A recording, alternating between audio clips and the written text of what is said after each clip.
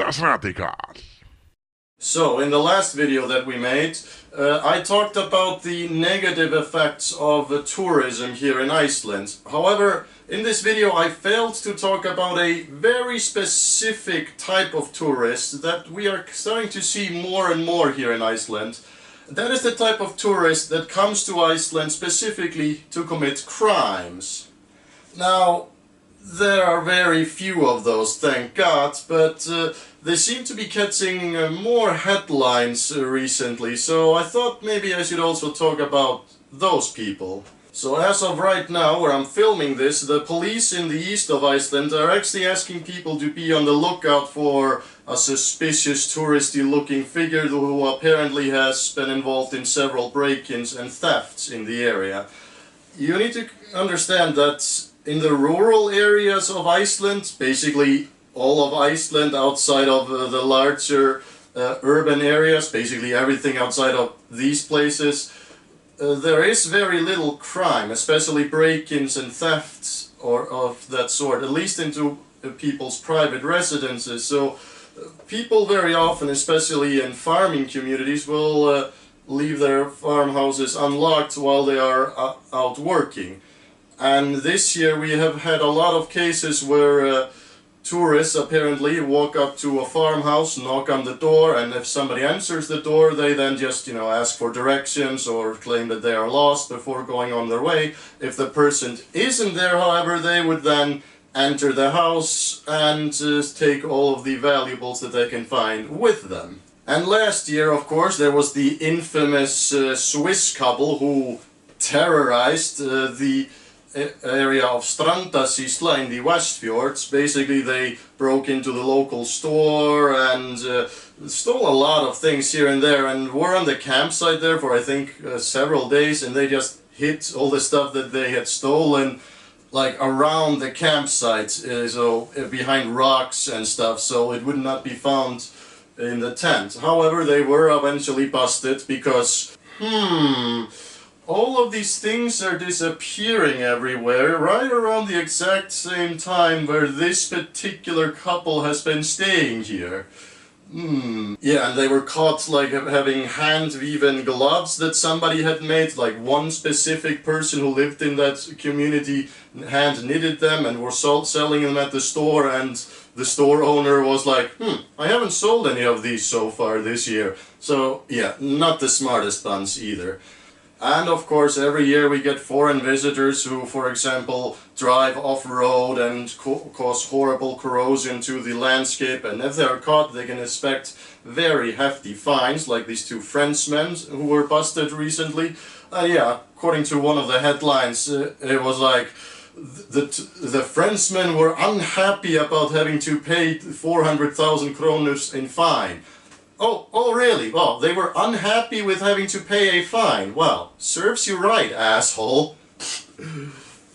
Now, I want to note for the record that tourists committing crimes in Iceland is nothing like a national issue that needs to be addressed. Or, well, it should be addressed, but it's, like I said, it's not something that's particularly dangerous or worrisome. I mean, gang-related crime activity in the capital city area, for example, is a much bigger problem, or random acts of violence or sexual assaults and all of that committed by either locals or immigrants.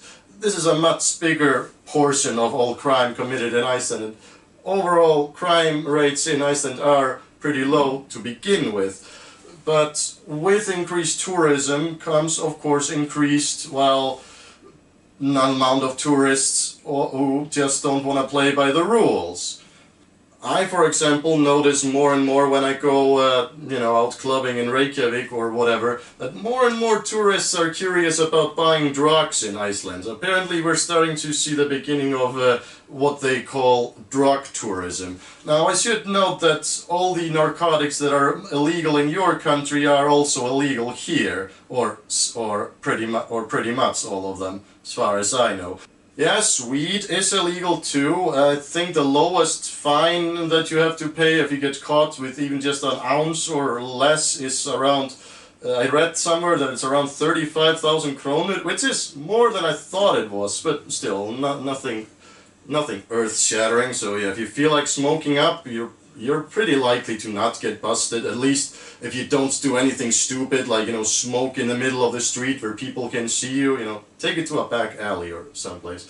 Now, I don't mind potheads coming here to smoke up, I really don't care that much, but there's also a currently trendy also for this like hard partying kind of tourists that come here, that they're trying to seek out places where they can easily get ecstasy, MDMA and all of that crap. And this I'm starting to get, and this I have an issue with, but I don't really have more of an issue with that than if those happen to be locals. I mean, it's all the same in the eyes of the law, of course.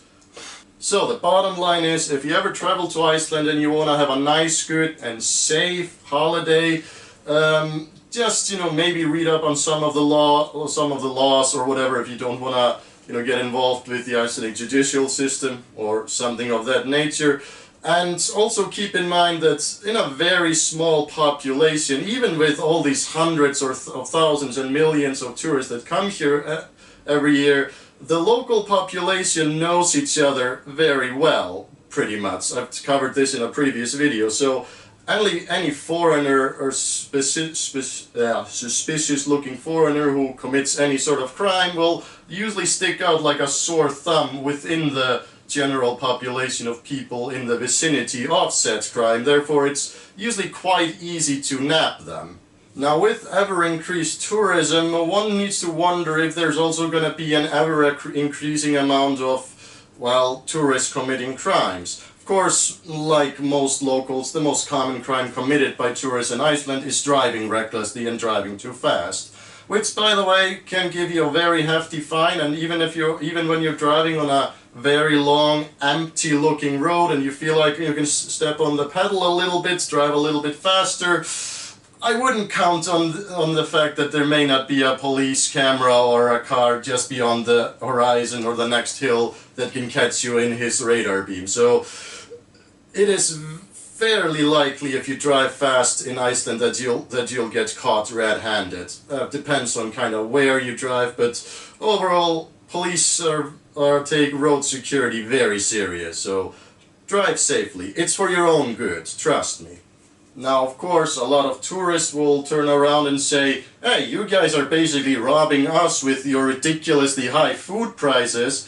To that I have to say, you're just robbing yourself. You decided to come here. But overall, with more and more tourist-related crime incidents being seen on the news, it's just one another factor that is helping to strain the already strained relationship between foreign visitors and the Icelandic population. And with tourism getting a worse and worse rap among locals and among the tourists themselves, as I discussed in the previous video, there seems to be really a time coming when people will say enough is enough and we'll start to turn our back on tourism in Iceland.